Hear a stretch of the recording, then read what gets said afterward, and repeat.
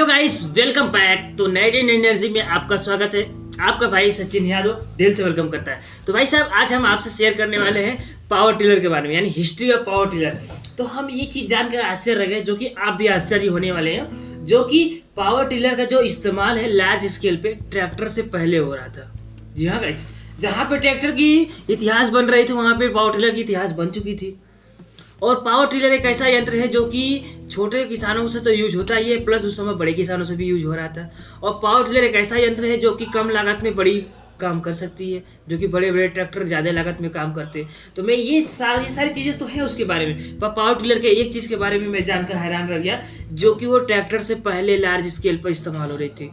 तो बात करते हैं पावर टिलर के इतिहास के बारे में। तो उन्होंने एक ओकायामा के एक किसान रहते थे, जो कि आफ्टर वर्ल्ड वॉर यानी वर्ल्ड वॉर फर्स्ट के बाद जब उन्होंने अपने पिताजी के पास आए खेती करने के लिए, मतलब जो काम करना था, तो उनके पिताजी 2 घोड़ों के पीछे अपना हल लगाकर चलते थे। अब हमारे यहाँ तो बुल यानी जो गाय का सिस्टम होता है उनके मेल वर्जन का इस्तेमाल करते हैं, पर उनके यहाँ घोड़ों के आगे मतलब पीछे हल लगाकर चलते थे।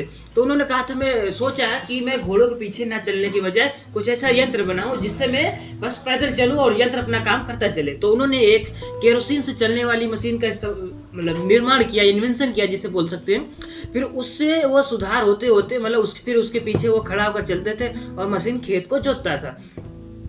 तो फिर 1947 में एक अच्छी मशीन बनी जिसे ब्रांड बोल सकते हैं, यानी सारी कमियों को सुधारते वक्त 1947 यानी 1920 में उन्होंने पहली बार चलाया और 1947 में एकदम सक्सेसफुल मशीन बन चुकी थी।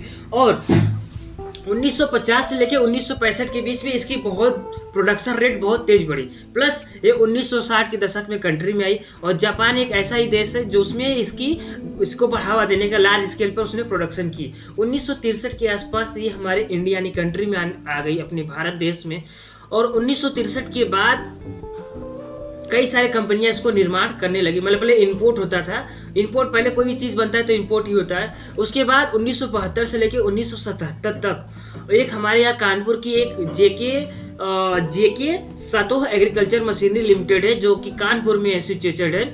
उन्होंने 800 यूनिट सेल कर दिए थे इन दौरान 5 साल में।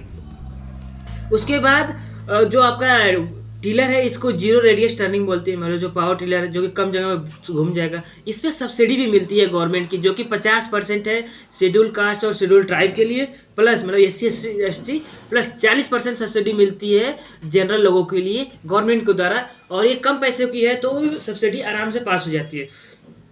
ये मार्जिनल फार्मर के लिए यानी जो छोटे लघु किसान हैं उनके लिए एक वरदान टाइप है। प्लस आप इससे जैसे बागवानी करते हैं, नर्सरी लगाते हैं, ये मिट्टी के स्ट्रक्चर को नहीं बिगाड़ता है। आपका छोटा काम छोटे एरिया में आराम से कर सकता है, जो कि बहुत बड़े लेबरों को लगाए गए उससे कम इफिशियंट में। प्लस ये 5 से 20 HP में आराम से आता है, लाइट वेट रहता है, हल्का रहता है, तो मिट्टी को ज़्यादा दबाते नहीं है जोतते वक्त। और ये पावर टिलर जो आपका है केवल जोतने का काम नहीं कर सकता है, ट्रांसपोर्टेशन का भी काम इससे होता है, हार्वेस्टिंग का भी काम होता है, प्लस स्प्रेइंग और आपका अलग अलग चीज़ उसमें इक्विपमेंट ऐड करते जाते हैं। और सुधार का ट्रांसपोर्टेशन में तो मैंने इसके कई सारे वीडियोस देखे, जो कि कीचड़ में धंसी हुई ट्रालियों को अपने हिसाब से खींचती है।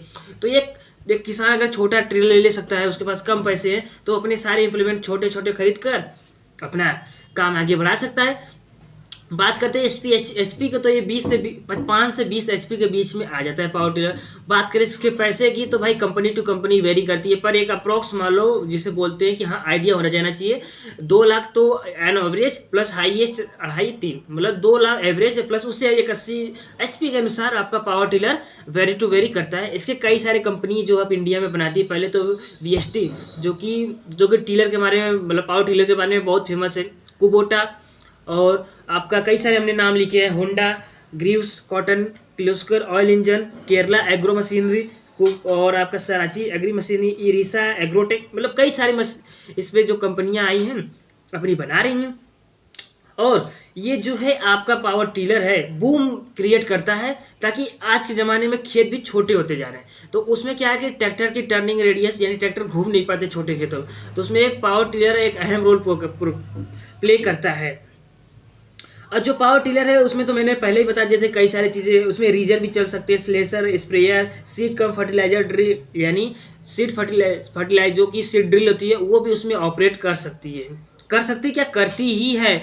उसमें प्लस आप एक्सटेंशन भी लगा देते, जैसा कि हमारे 2 मेड़ियाँ हैं यहाँ पे, तो इन 2 मेड़ियों पे अगर हमने फसल लगाई है, तो अगर हमको यहाँ पे टायर चलाना है, यहाँ पे टायर चलाना है, उन्होंने मेड़ियों को डका कर ताकि मेड़ी को बीच में हमारा काम हो सके, तो एक्सटेंशन टायर भी उसके आते हैं। प्लस उसमें एक आता है खेत को पडलिंग करते वक्त जो चैनल का हम लोग बोलते हैं, जिसे बोलते हैं वो, सॉरी मैं याद नहीं आ रहा है, हाँ केज व्हील लगाकर भी खेत को पडलिंग कर सकते हैं। प्लस पहाड़ों में और ऊंचे खाली जगहों पे ले जाना भी आसान होता है क्योंकि हल्का है। पहाड़ों की खेती जो छोटे छोटे होती हैं, आपके काउंटर बनाकर करते हैं, उसमें बहुत बड़ा रोल प्ले करता है। तो मेरे हिसाब से देखो, ये तो रही इस वीडियो में पावर टिलर की हिस्ट्री के बारे में, थोड़ी बेसिक नॉलेज के बारे में। तो अगली वीडियो में हम बात करेंगे पावर टिलर का क्लच, ब्रेक, वियर और टाइन्स, एल टाइन्स कितने टाइप्स की होती हैं, प्लस उसकी किस पेट्रोल से चलती है, डीजल से, मतलब डीजल तो डीजल से ही चलती है, तो कौन से कंपोनेंट कहाँ पे होते हैं, तो उस बारे में उस वीडियो में बात करेंगे।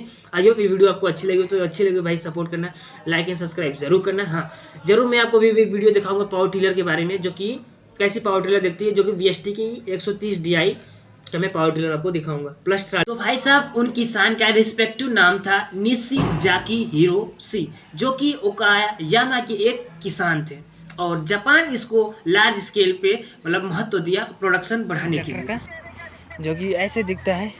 यहाँ पे ये एक ब्रेक है, ब्रेक ही है, इसमें कुछ सामान लोड करो और चल दो। बाकी यहाँ पे गमले रखे हैं खाली, चाहिए तो ले लो।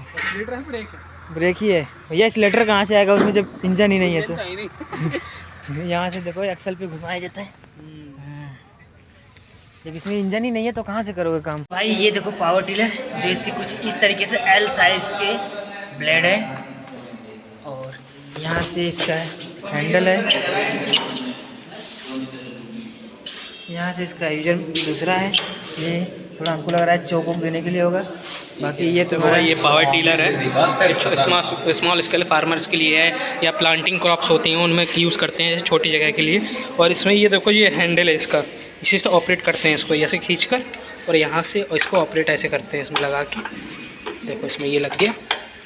अब देखो यहाँ से स्टार्ट कर देंगे इसको ऐसे करके, इसको देखो अभी घूम रहा है, अभी गियर में है, इसलिए इसको न्यूट्रल करके इसको यहाँ से ऑपरेट कर देंगे, ठीक है।